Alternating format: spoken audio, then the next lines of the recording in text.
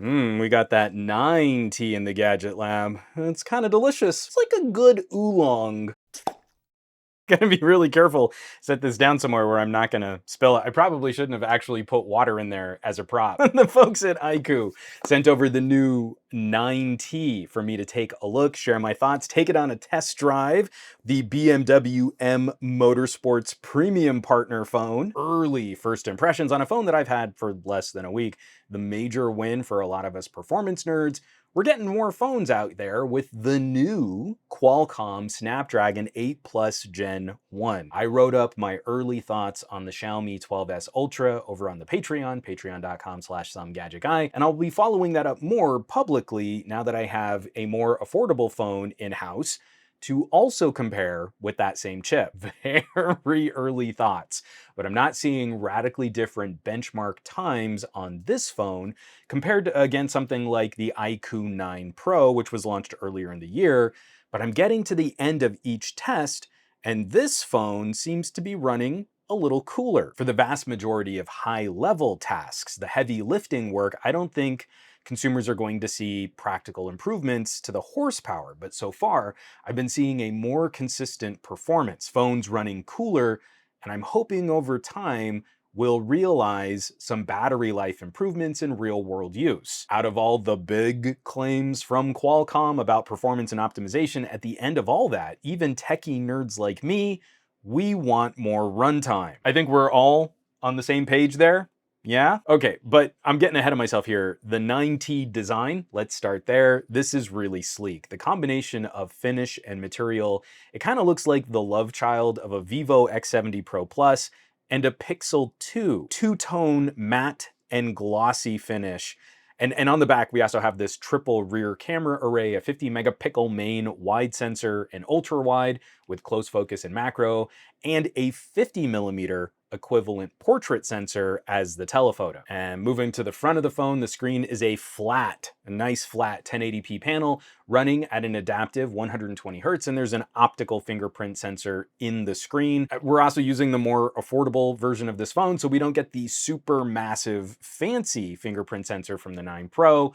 The 9T has a good optical scanner. Like, it's fine. It works. It's good. You could just color me spoiled from that other phone that has a much larger in-display fingerprint sensor. It's a vibrant, bright panel, plenty of customization options in your settings, and if slightly behind the brightest screens I've ever used, but this has very good outdoor viewability. Software on tap is Fun Touch on top of Android 12. It's quick. It's fluid. This is a brilliant performer. It will remind people of a more Android 11 style layout for things like quick toggles in your notifications. I love that iQOO isn't messing with the notification shade. I always think it's super dumb to try and copy Apple's terrible split actions for one side having notifications and the other side having quick actions. None of that here. This is an Android notification shade. The UI customization on top of Android allows for some really fun animations and lifestyle features, like clearing apps off of a homepage. You can select and then they'll all pop away in one burst. And I just dig it when phones have clear options for screen settings on the screen.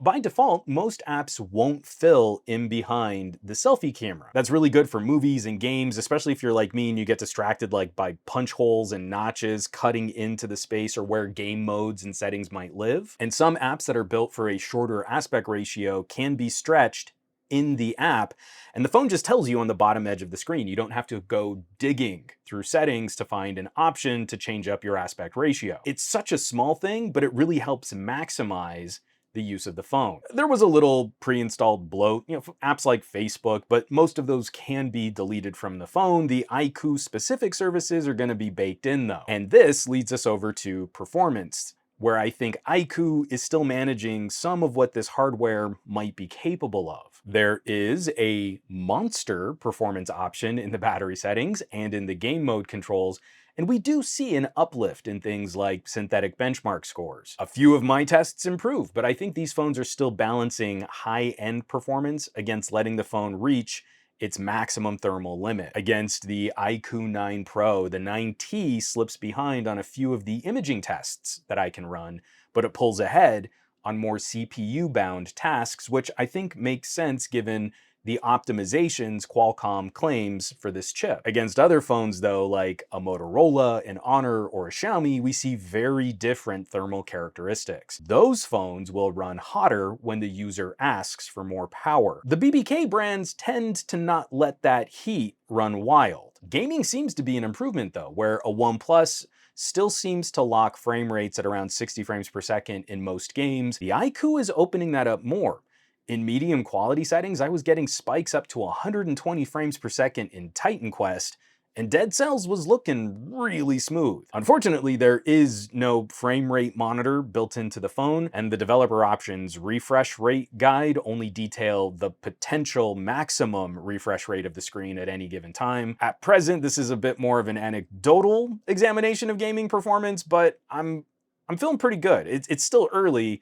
I'm comfortable calling this progress. Also interesting to see on this tier of phone, the iQOO does not have any camera collaboration badge like the Vivo with a Zeiss partnership, but it does have a V1 Plus label. That's the camera coprocessor found on the X80 Pro, and one of the reasons why HDR processing and night mode processing is so crazy fast on the X80. The 9T is not playing in the league of the X80 Pro, but it is really fast at finishing off photos. This is one of the areas where Vivo has taken an incredible lead in imaging. When you take a burst of photos for HDR, a V1 Plus phone will outpace even a Pixel for chewing up that data and finishing the shot. This isn't a huge deal in a single shot. You'll get the JPEG a fraction of a second faster.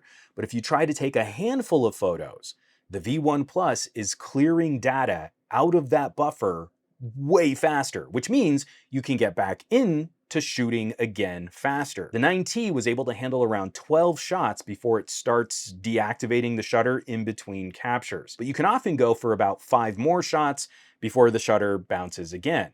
About 5 on, 1 off, 5 on, 1 off. Starting off cold, the Pixel 6 Pro will let you stack about 6 shots, and then it's gonna bounce you for a shutter press. But after that, you can only really layer another 1 or 2 before the shutter will gray out and shut you down. Now, the 9T is probably chewing up less data per capture in that buffer, but even a bigger brother phone, the X80 Pro, will only really stick around for 8 shots before the buffer needs a sec to catch up. The V1 Plus is able to clear more information out of that buffer faster. The iQOO finishes it off even faster. As for the image quality, I need to test a little bit more, but it's been very good so far. We're in a healthy competitive tier, right up to that edge just behind phones like a Galaxy S22 Plus. We got all the fun bells and whistles on photo tools, HDR processing, portrait mode shots, dual camera shots, full resolution from the main sensor. Video on the main sensor takes us up to 4K 60, although the ultra wide tops out at 1080p 30, which is kind of a bummer. And there is no option for 8K video, but great framing and leveling guides, a pro mode to dial in specific settings. In a premium mid-ranger tier, I think we're balancing the right features at this price. This phone is not badged a Plus or a Pro or an Ultra, and I think we're covering solid ground. This will definitely feel like an upgrade over the tier of phones like the iQOO Neo 6 or some of the middle price Pocos. And lastly, we should probably dig in a bit on the battery tech. I'm totally swamped right now, and I can't comment specifically on battery life or screen on time, not where I'm only able to use this on LTE, but also my SIM cards are getting swapped around like crazy. My hope is that seeing how much cooler the phone can run in single heavy lifting tasks, that might realize a power saving somewhere in the 8 to maybe 10% range over a similarly configured 8 Gen 1 powered phone when multitasking through daily life tasks. You know, when the radios are going and alerts or notifications are coming in, you've got some messaging, social media, some light camera use, some gaming, streaming some video. I haven't had the phone long enough to drive that kind of use, and my lab tests are way more focused on an individual task. I don't have enough data to compare trends yet, but the charging is insane. We get that big 120 watt charger in the box. It's a screamer. I love import phones for the charging. You get a low battery warning, you plug it in for 10 minutes, you're almost fully charged. It's awesome and absolutely shames Apple and Samsung claims on fast charging. And you don't even need to buy it extra. When you spend more money on a better Samsung charger, it's not gonna do this. Because it's also worth mentioning, there is a case, there's a pre-applied screen protector, there's a headphone dongle, all in the box. It's a great package right out of the box. From when you buy this phone, it's in a much better usable state with accessories. Whew.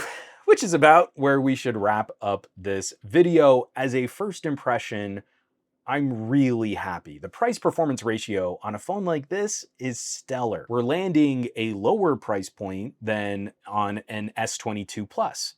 And we should expect a handful of compromises for that lower price. But the core performance options, the main camera experience, the display settings, and the lifestyle features are right in line with what I would expect. This is a solid mid-year refresh. And it's a win getting to see a first batch of phones arrive with the new Qualcomm SoC at a variety of price points. This chip isn't just landing in the most expensive phones, we're getting a pretty wide spread. The iQOO 9T represents a great crossover or overlap option. Performance and features that straddle the line between upper mid-ranger and entry premium, because I really hate the way we describe phones.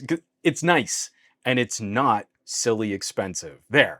That's the assessment so far. So I'll definitely be poking around more on the phone, comparing it against other mid-year refreshes, a little more on the gaming and camera tech. It's gonna be fun. As always, thanks so much for watching, for sharing these videos, subscribing to the channel. All the support lately has been absolutely fantastic. I can't thank you enough if you're checking out links in the descriptions, if you're hitting my home site, SomeGadgetGuy.com, or if you're joining the list of names scrolling by on your screen from my Patreon, patreon.com/SomeGadgetGuy. This list is basically the coolest collection of tech pals in the universe.